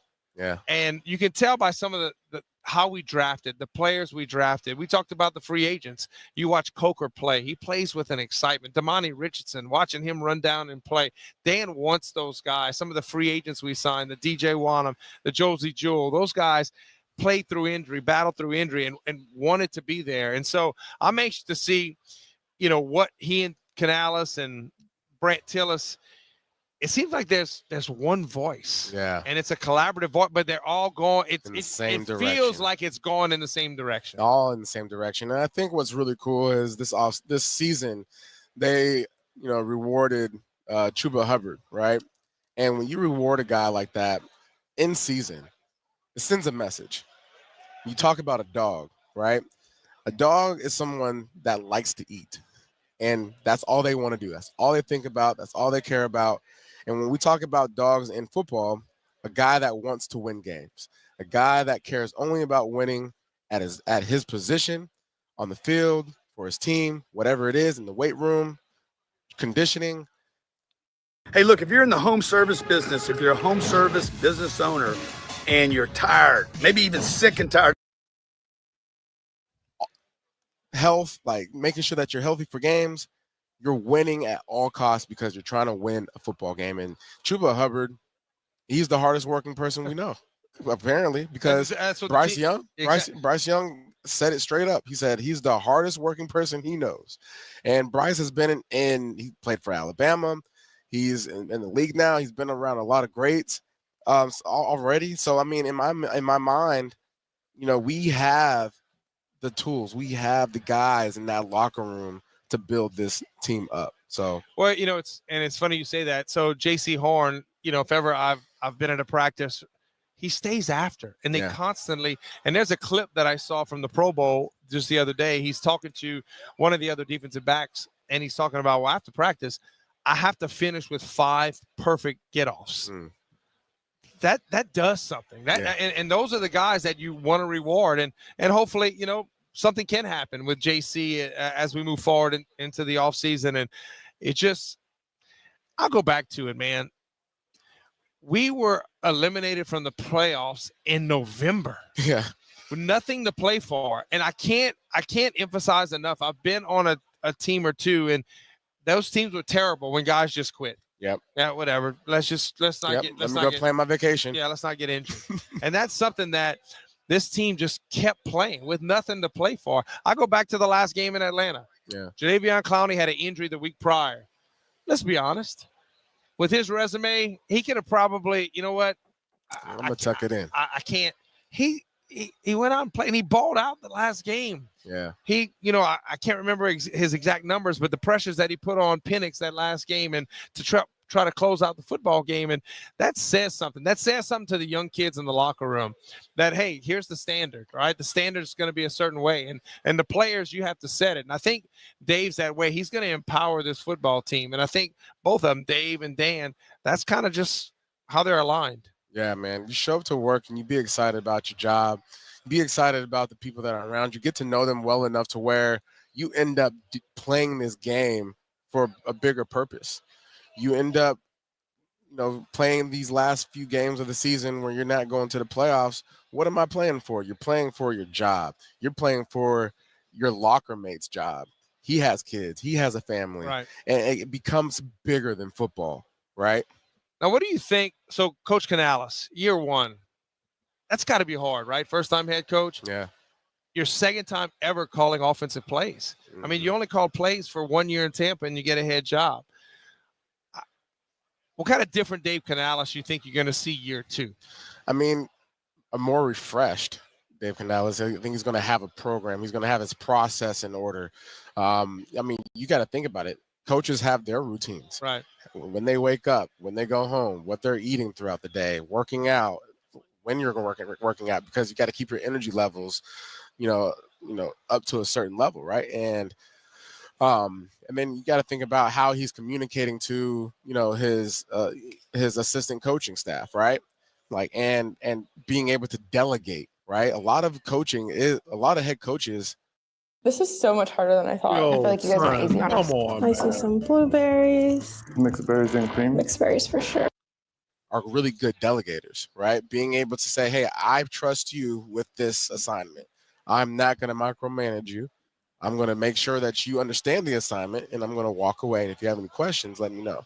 All right, we about to get right into this Dave Canales one, man. Watching him get benched and watching the body language the first 2 games, bro. Yeah. And I is some interview that we had with Bryce Young earlier in the week.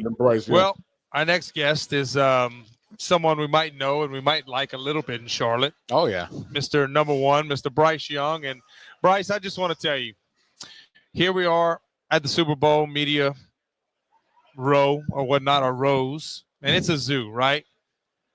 I'm looking forward to it, and there's a lot of pressure. I'm about to tell you, I'm looking forward to when we're coming play in it.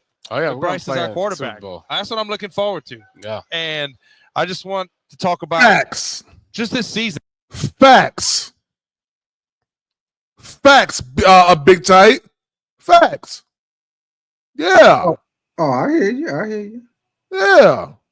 I hear you. And how you ended. Bryce, I marvel at what you were able to do. I mean, it was tough. You had to sit, you had to watch, came back in and played. And I'm going to tell you, the last game of the season, I haven't seen you since then, but watching that game, I thought.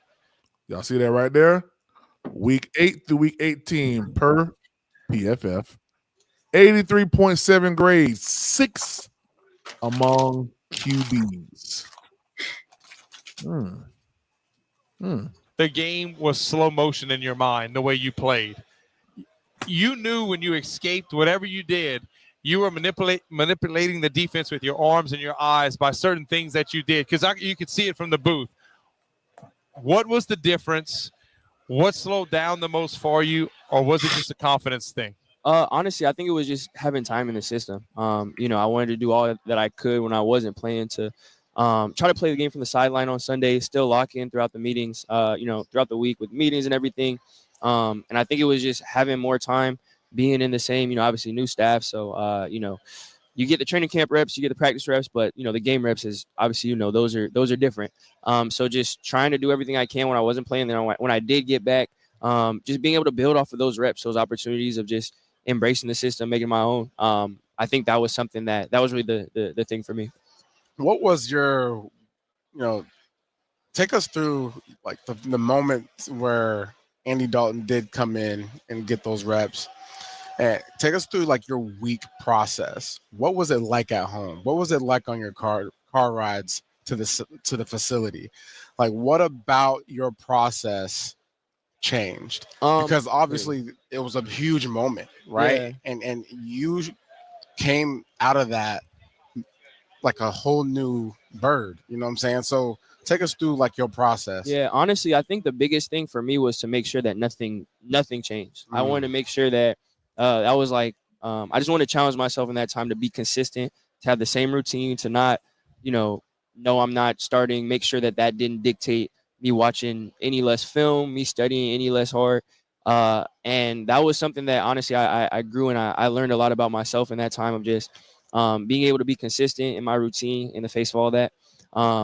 And that was, again, I just want to have the same amount of intentionality, whether it was in the meeting room, it was in practice, even if it was scout team, whatever it was. And just, even though I wasn't going to see the reward in the time being, I wanted to just, as a challenge for myself, stick with that. And I'm proud of being able to do that. And I think that I definitely, again, just learned a lot about myself doing it. Was there a game this year where during the course of the game, whatever it may be, you're like, okay, this is slow.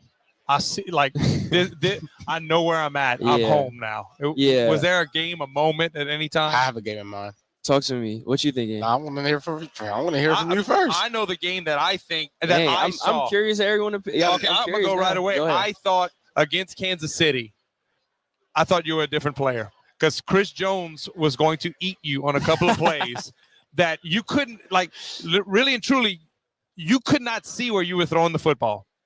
And you stood in there, you let it go, and he swallowed you up whole, and you completed the pass, anticipation, accuracy. And that, to me, was like, okay, this is it. That's like the fourth best thing he said. That. Mine's the Giants. Okay. In Germany. Yeah.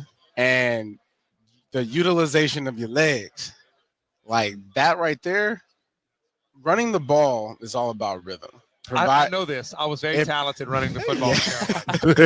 But more so as far as like the play calling, the structure, like the defense honing in on what you're doing. The moment that you take off running, it messes everything up, right? Because like, oh, we have it on lock. Wait a minute. Now he's running for 15, 12 yards, right?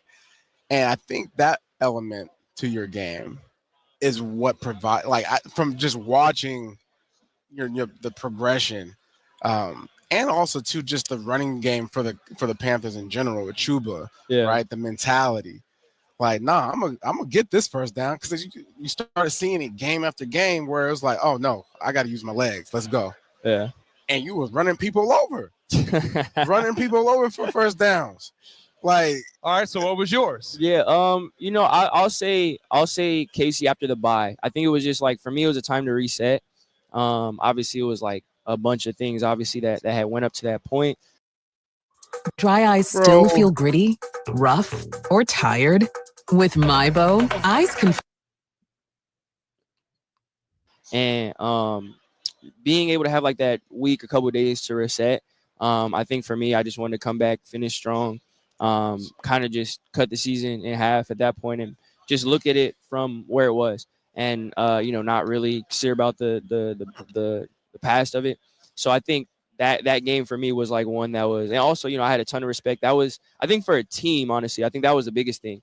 We had a couple wins, but you're going against the Chiefs, and that was just a great opportunity for us to, we had some good performances, we had some things. Now it's like, we know who they are. They only finished with one, still only have one loss, but I had one loss. Like, let's see where we really are and what we can do. And I think for us, exactly, like the opportunity to go up against the best, for us to be like, okay, no, we can, we got to make sure we're consistent. We're still growing, but like we can, it was just, we're here. We can compete a couple plays here and there. And obviously they're, they are who they are for a reason. But like we were there, and we got to keep building off of that. But it changing from like, let's see, to now we know what we're capable of. So I think for myself and for the team, that was probably We had Adam Thielen shortly, and we talked about, I said, I want to know, does Bryce look at you in the huddle on the third down and gotta have it in the fourth quarter or the fourth downs? Because he's going to you. And I said, to be very honest, we did that with Steve or Moose. Like, hey, I would give that call the play, and I'm giving that look. You're getting it. Like, and Adam did say, he goes, you saw that as the season went on with Bryce. He goes, because he had so much going on, but now you're starting to see, hey, Adam's like, trust me. Yeah. That's hard. Is that hard to do? I think it is hard at first. Because when you're trusting someone, that's your livelihood that you're putting in. And I think it was just being able to, at first, especially last year, you're still trying to figure things out. You don't know you don't know who's who, you don't know what's what. You're still trying to see how practice is going to translate to the game. And I have the utmost trust in all the receivers. Right. But just Adam obviously being so consistent these last 2 years, and knowing, you definitely start to see that, and you're like, oh, this isn't coincidence. This isn't like, and I think I always, the trust and the belief I had in him has been the same. It's never changed. I think it was just understand, all right, like a little bit of simplifying things. When you can trust something, you have a one-on-one, like if you have that, take, just the application of it. But the trust and belief was always there. Just, figuring out, you got a guy that can win, and he's got a one-on-one, like, all right, just throw him the ball. All right, being a running back, let's give some love to Chuba Hubbard here. For sure. How blessed is this organization to have not just a great runner, but a great guy? Man, the thing I think I've said it a couple of times, but like as much as I can say it, it's always an understatement. If you saw how hard he worked, what he put in from Sunday night, Sunday after the game till Sunday morning, if you saw his routine and what he does and what he's been doing his whole career, but for the 2 years I've seen it and see it firsthand, it'll blow your mind. How late he's at the facility, how much he's studying film, what he does to take care of his body. He doesn't leave after these games for hours, so he can get in the tubs. He could do, we've all played. Yeah. After the game, you're like, look, it's been a long week. We just played. I just want to go home. We got to be back here tomorrow. Yeah. I want to go home. Chew, he's the last guy to leave, and he cares so much, and everyone sees it. He cares about the team, and he cares about the people on the team. He goes out of his way to have a. I'm sorry, man. He's the last guy to leave, and he cares so much, and everyone sees it. He cares about the team, and he cares about the people on the team. He goes out of his way to have a relationship with everyone, to talk to everyone. After he got his extension, we're all excited. And he's like, dude, like it's Wednesday, bro. Like, lock in. Like, we got to win on Sunday. And we all trying to, first huddle walkthrough. We're all trying to make jokes. He got that money. Yeah, now. we're trying. No, Chub, you're out. You're not in the first. He's like, bro, I need to get this rep. Yeah. Like, all right, let's get this rep. Like, so, man, I'm so good. That's my brother. I'm so grateful that he's on the team. That's my dog. Great dude. He's like, but yeah, there's so much, and that's nothing on the field. Like, on the field speaks for itself, but all the stuff off the field, like, that's my guy. Dave Canales, is he always that positive and happy? Yes, 100%. 100%. That's like a match made in heaven. You know what I'm saying? Because you are so positive. Yeah. And I love it because it's like this. When you hear about football coaches, You're not thinking about the guy that's like, all right, I had my coffee this morning. Let's do this. Yeah, 100%. You're thinking about guys from Friday Night Lights, like Varsity Blues or something. You know what I'm saying? Yeah. And I just love it because we're doing it. You guys have been doing it in a way that's pleasing. You know what I'm saying? Pleasing to the fans, pleasing to parents. Like if I had to point, a young kid to a player or a coach that's doing things the right way, it's you guys. You know what I'm saying? And I want to touch on something. I don't know if you've talked about it at all, but there was a game particularly. Do you want to discover how I got over 1 million subscribers on YouTube without ever even showing my face or stepping in? Where a guy got injured, and the TV copy had you for a quick second. You went into immediate prayer. I don't want to shine light on it for the sake of like pumping this up for whatever reason, but more so with God being the center of your your life, for sure. That is such a huge component to your success as a human, whatever it is that you want to do, achieve in life. Like if you were to give some advice to a young athlete coming out to the draft this year, what would that be? I'd say in regards to what you were saying, I'd say just how I look at it, is I'm a believer first. And before anything else, before a son, before an athlete, before a teammate, leader, I'm a believer. And nothing's gonna supersede that. So, and there's never been a time, and I always embrace that. And there's never something like that's never gonna take away, in my opinion, from anything you're doing. It's like that's the lens in which guys like the lens in which I see all things. So, if whatever it is, for me at least. I guess if anyone's listening, they can take it how they like. But I always let that lead my decision, how I act, my heart towards things. And I don't ever lose sight of that. And again, it doesn't make you any less of a competitor. It doesn't take away from your work ethic, what you do. But that can just be kind of just the way you view things. And there's going to be a lot of things, obviously, just being in this profession and lifestyle or whatever that can pull kind of pull you away from that and make you, see things differently. But and, I'm not perfect. No one's going to be perfect. But I think the more you can hold on to that you can keep that and make sure that nothing goes, supersedes that. That's at least how I choose to look at it. You're established yourself, right? Have you and Coach Canales sat down yet or started talking about, hey, this is what I want to work on this offseason? What about, can we kind of go in this avenue, these plays? I mean, has that, those conversations, have they taken place? Yeah, for sure. And I'm super grateful for Coach for I told y'all. For having, just that open dialogue and making a place where he wants to hear, hey, how did you feel about this? How do you like this? And, after the season, obviously there's those exit meetings where you all sit down and talk, and we're able to have, he's able to give us that space where we can be transparent. Hey, this is something I liked about, this is, plays I liked or didn't like. This is something operationally I liked and didn't like. Meaning-wise, how it went, liked and didn't like. And he wants to hear that feedback. And he's, he gives his opinions. Hey, I like this. And I'm the same way. I want to hear what he has to say. Again, it's a collaboration. Of course. Are you at that level with him yet? It's like, hey, I know you like this play. I'm not comfortable there. I mean, are you at that level yet? Yeah. And he encourages that, again, which is, we've been around a ton of coaches. That's not everyone. Right. A lot of coaches, and I get it. But, a lot of coaches have that ego about this is me, this is my play. Correct. I'm going to make it work. So you have to make it work. And he's from day one. That was one of the things. He's like, hey, I always want you to voice your opinion about something. If it's something where we love and we have I want you to be open-minded to it and we're going to rep it. But at the end of the day, I want to be able to call the plays you want to run, you want to execute. And how important that is for our position.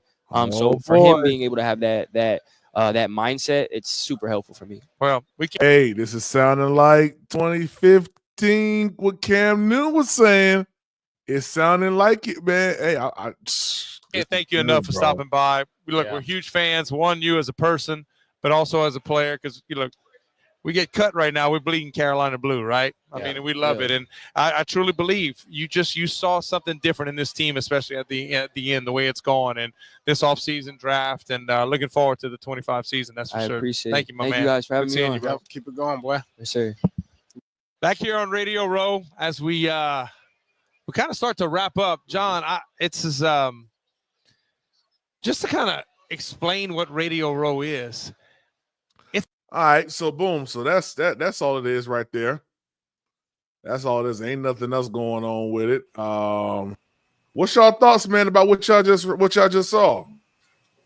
It sound good, man. Sound real good, don't it? Yeah, it sound good. Yeah, you know, like I always say, PPP, you know, I'm always trying to be honest. You know, he did a little better at the end of the season. And the way he ended out the season against the Falcons, it do give you, you know, a little maybe what you want to say, something to look toward, something positive to look for starting the season. So, like I said, with me, I seen that he can do it. I just need to see if he can continue that, you know, next season. That's all I need to see. If he can continue that, then we know he's gonna be all right. Yeah, that's what's up, man. We need to be honest with you, PvP, not to cut you off. We all bullshit aside, we actually need him to be all right, because if he don't, then we're in a situation where we got to start over again. All over again. We'll have to start over again, PPP, and we'll have to start back over, and then we don't know if that quarterback gonna pan out. Yep, and we got to get a whole new set of receivers in the. Well, I wouldn't say a whole new set of receivers, but you know, we listened to Adam Thielen earlier, man, and Adam Thielen was like, you know, he made his decision based on the production and the way that the organization was going in production, and that we had the last, you know, 10 weeks or 11 weeks of the season, man. And he's like, that's what formulated his whole decision about staying in Carolina. So you know, Bryce Young regressing is something that we need. We should be hoping that Bryce Young comes out week 1 against whoever and puts up some 4 or 5 touchdowns. You feel me? Yeah, at least 3. Yeah, and listen, it ain't even got to be 3, to be honest with you. If he come out and he get 2 touchdowns and Chuba Hubbard runs crazy, right? We just need him to win games. Right, that's the biggest thing. Win games, be competitive. If it takes 5 touchdowns to win, he can do it. If it takes 3, he can do it. If it takes 1 and Chuba Hubbard, he can do it. Right. Right. And that's the honest truth, PPP. And you know, I done been critical of him, but to be honest, all bullshit aside, honestly, PPP, we really need him to work out. Like I said, because we got to start back over, and we most definitely don't want to be in a situation like Cleveland. You know, quarterback to quarterback, you don't know if they're gonna turn out. Right. So I'm most definitely, you know, I'm hoping he turn out, even though I don't criticize him. I'm hoping he turn out, because I most definitely don't want to start back over again.